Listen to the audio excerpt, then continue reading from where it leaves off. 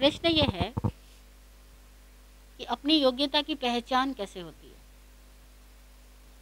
अपनी योग्यता की पहचान, आप जिस भी कार्य को आत्मविश्वास से करते हो उसमें आप योग्य हो।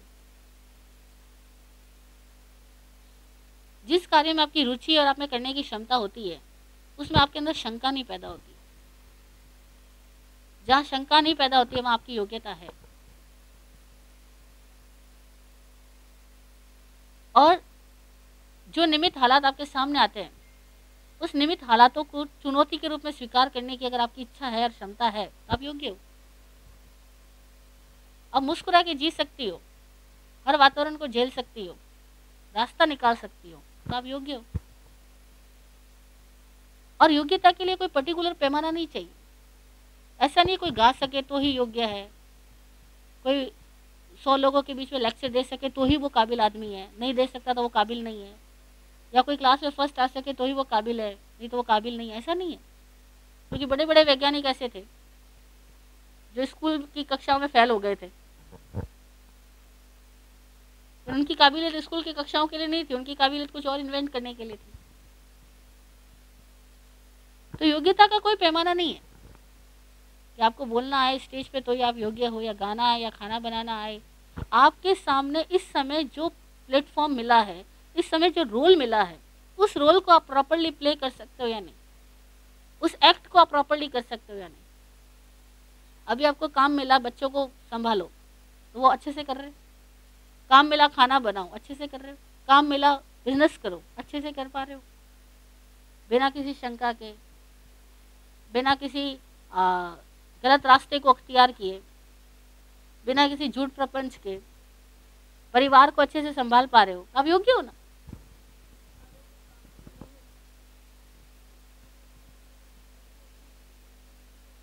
अगर कभी ऐसा हो कि हम जो काम कर रहे हैं वो काम हमसे पूरा नहीं होता है तो इसका मतलब क्या है कि हम योग्य नहीं है? ऐसा नहीं है। इसका मतलब यह है कि अभी हमें अपनी योग्यता को और अधिक कुशल बनाने की जरूरत है।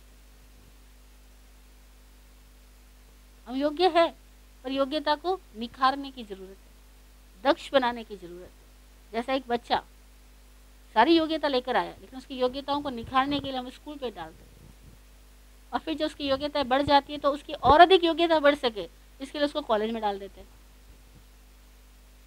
तो हम लगातार उसकी योग्यता को बढ़ाने का उपाय कर रहे होते हैं।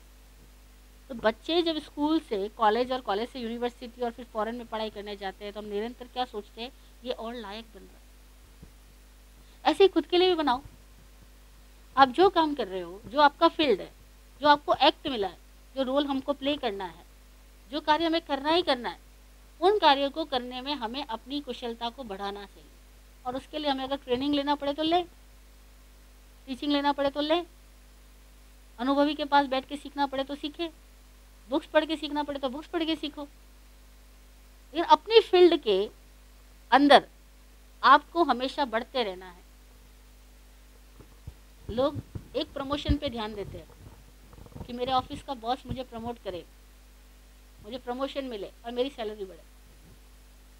इस प्रमोशन की चाहत भला किस जॉब करने वाले आदमी में नहीं होती? सब में होती है ना। मेरी कमाई का स्तर बढ़े, ये सब में चाहत होती है। मेरे यश का स्तर बढ़े, ये सब में चाहत होती है। मेरे प्रोडक्ट की क्वालिटी डेवलप हो, ये सब में चाहत होती है। ठीक ऐसे ही अध्यात्म और धर्म ये कहता है कि आप अपने आप को डेवलप करो, अपने आप को रिफॉर्म करो, अपने टैलेंट को रिफॉर्म करो।